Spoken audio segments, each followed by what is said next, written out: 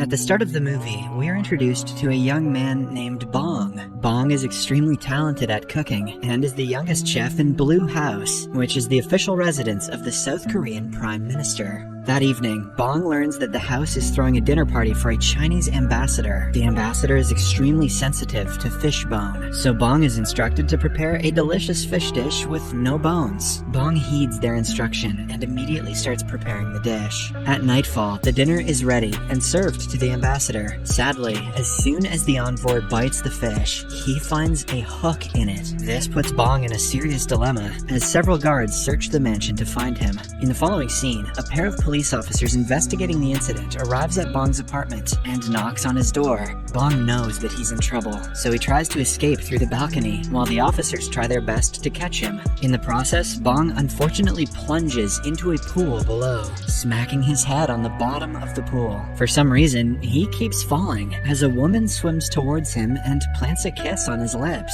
When Bong wakes up, he finds himself on a strange bed in an even stranger room. Bong feels something is wrong, and immediately rushes to a nearby mirror. His reflection surprises him, as Bong discovers that he has become a woman. He contemplates for a second, but finalizes that he must be dreaming due to the fall. Bong creeps out of the room to figure out what's going on, but finds dozens of women outside, who bow and refer to her as Your Highness. Surprised by this, Bong runs outside the building, but suddenly feels cold in her crotch. This is when Bong realizes that she has lost her banana.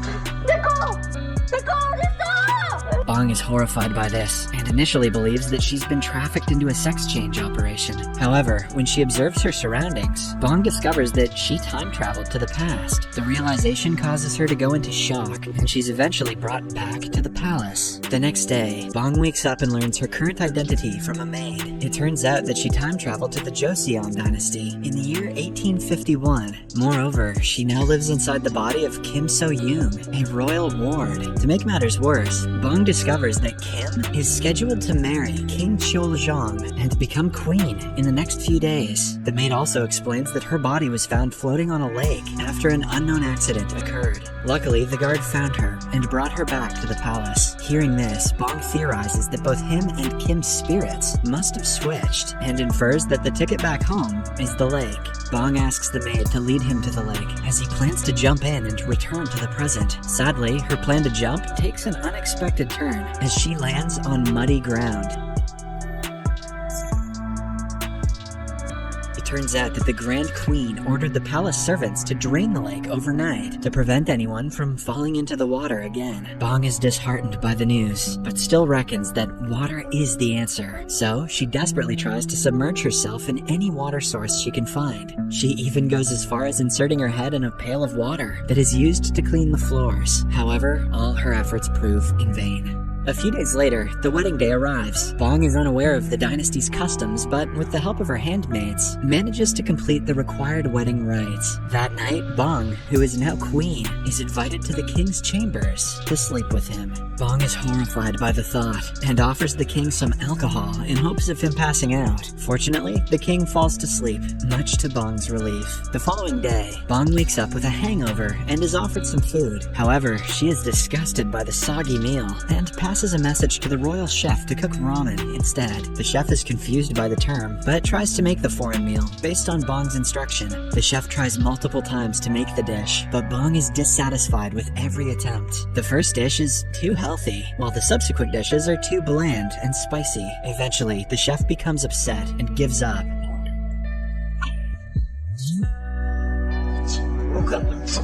Asking Bong to cook it herself. Bong, who still remembers her culinary techniques, decides to prepare the dish herself, which is pretty sweet because she could have had that cook killed for that lip. Bong enters the royal kitchen and immediately picks up a knife. Her maid is worried because the queen has never attempted to cook since her childhood. Hence, the maid, alongside the other servants, expect her to make a mess of the kitchen. However, Bong starts cutting the vegetables with great speed and precision, much to the servants' surprise. She cuts everything perfectly and at the right size, ultimately cooking a perfect dish. Bong takes the ramen back to her chambers and enjoys the meal with her right-hand maid. Back at the kitchen, the chef is envious of Bong's cooking abilities and proposes that the food simply looks good but doesn't taste nice. To test his theory, the royal chef tries the leftovers remaining in the pot. However, as soon as he has a bite, he is amazed with how good it is, so much so that he even drops his damn spoon.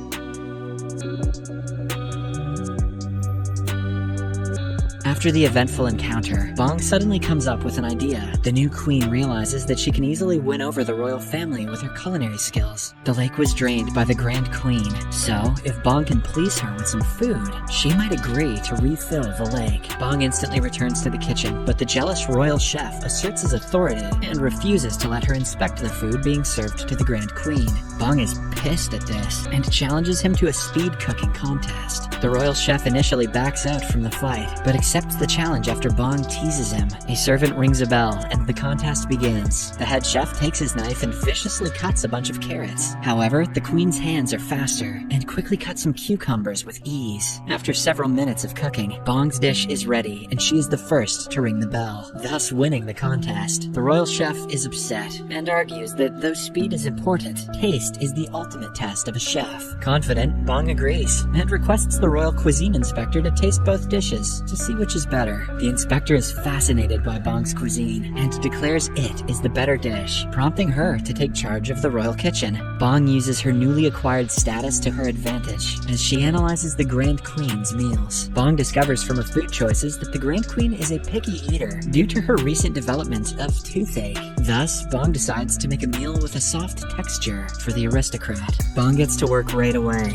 and begins making a potato porridge. First, she pours some milk into the pot and adds the right ingredients, as she occasionally tastes the mixture. Then the potatoes are eventually added to the pot, after which the dinner is served with some flour toppings for a cohesive presentation. Bong is pleased with the final product and delivers it to the Grand Queen herself. The queen greatly enjoys the meal, but highlights that the dish is not perfect as it arrived cold. The temperature change is caused by the perfectly mashed potatoes to lump, hence slightly altering the taste. Also, the porridge spilled on the sides of the plate also affected the presentation. Bong is distraught to hear this, and sadly begins her trip back to the palace. While in her carriage, Bong brainstorms on the alternative means of delivering food to the Grand Queen. Shortly after, she comes up with a stellar idea.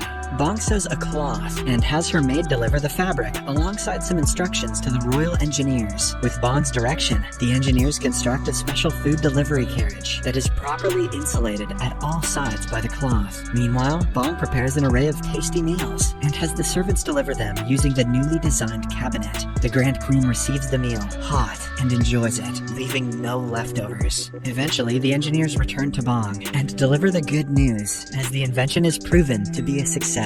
A few days later, the king organizes a huge banquet and invites delegates from all over the country. Unfortunately, the cooks get sick on the banquet day, and the royal kitchen is short-staffed. Bong notices this and decides to help out. She disguises herself as a man to sneak out from the banquet and enters the kitchen. Bong discovers that the pantry is low on ingredients, as the groceries which were meant to be delivered that day didn't make it. With limited resources, Bong has no choice but to get creative. The queen, alongside her housemaids, prepares a simple but unique dish of potatoes. Bong peels and wraps the potato around a stick and deep fries it, making it crisp and crunchy. The guests are initially unhappy when they see the first dish, as they expect something classier for a royal banquet. However, as soon as they try the unique meal, their eyes shine in approval as they marvel at its taste, and thus fast food was born. Bong's second dish is a bit more tasking, as there's no meat in the kitchen. She creatively decides to use beans to make a veggie burger with a tomato relish at the sides. Bong is pleased with her invention and names it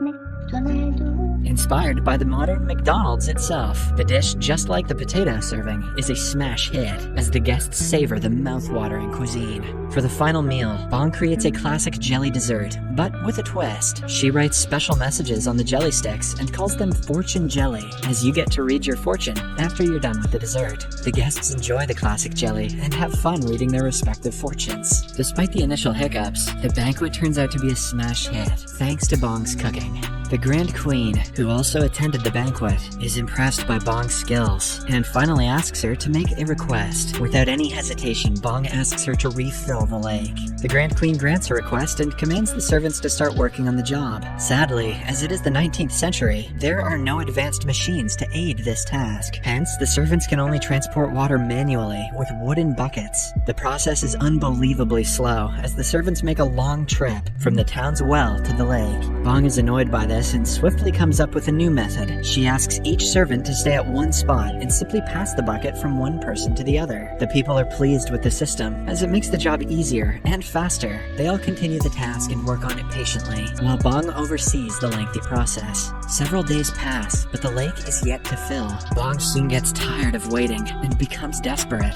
Luckily, a heavy downfall begins, which slowly but gradually waters the lake. Bong is overjoyed by the weather change and dances ecstatically under the rain.